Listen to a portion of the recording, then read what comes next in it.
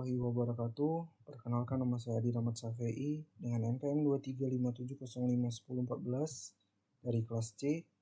Di sini saya akan menjelaskan tentang gerbang kuis kelima, yaitu gerbang logika transitor, dengan dosen pengampu Febi Eka Febriansa STMT. Pengertian gerbang logika, yaitu logic gate merupakan suatu dasar perancang sistem elektronika digital untuk mengubah input menjadi sinyal keluaran output yang logis. Gerbang logika bisa beroperasi dengan menggunakan prinsip aljabar Boolean. Selanjutnya ada pentingnya gerbang logika dalam sirkuit digital. 1. Dasar sistem bilangan biner. Gerbang logika menggunakan sistem bilangan biner 0 dan 1 untuk merepresentasikan nilai logika. Sistem bilangan biner merupakan dasar dari semua komputasi digital modern. 2. Pembentuk fungsi logika, yaitu gerbang logika merupakan blok bangunan dasar untuk semua fungsi logika.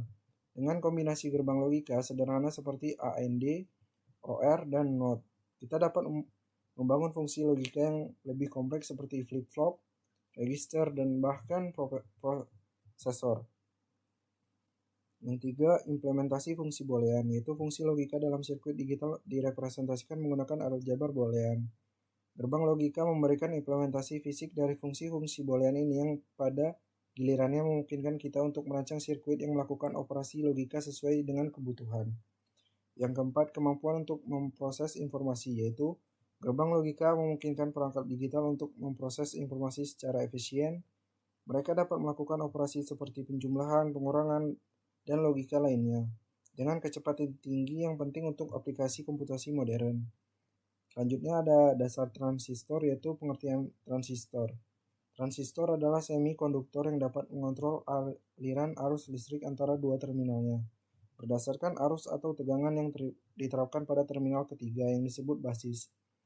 Adapun jenis-jenis transistor, yaitu transistor BJT atau bipolar junction transistor, yaitu transistor jenis ini terdiri dari dua tipe utama, yaitu NPN dan PNP, yang masing-masing terdiri dari lapisan semikonduktor N dan P yang dihubungkan oleh lapisan semikonduktor P atau N.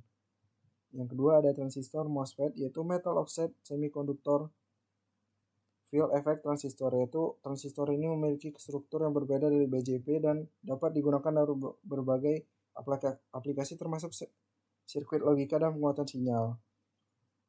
Adapun dasar yang ketiga, dasar transistor, yaitu prinsip kerja transistor atau BJT.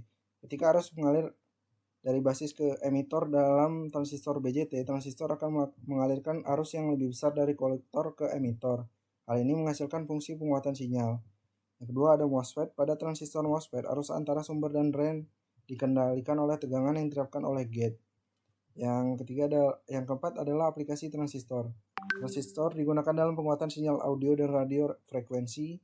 Dalam gerbang logika, transistor digunakan sebagai saklar untuk mengimplementasikan fungsi logika dasar seperti AND, OR, dan NOT. Transistor juga digunakan dalam rangkaian daya seperti dalam regulator tegangan dan interfer. Contohnya seperti ini.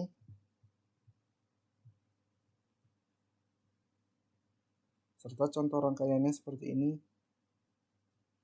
Kesimpulannya ialah kombinasi gerbang logika adalah konsep penting dalam desain sirkuit digital karena memungkinkan pembentukan fungsi logika yang kompleks dari gerbang-gerbang logika sederhana. Dengan menggunakan gerbang logika dasar seperti NAD, D, NOR, dan NOT sebagai blok bangunan, kita dapat membangun fungsi logika yang lebih kompleks seperti AND, OR, XOR, dan XNOR.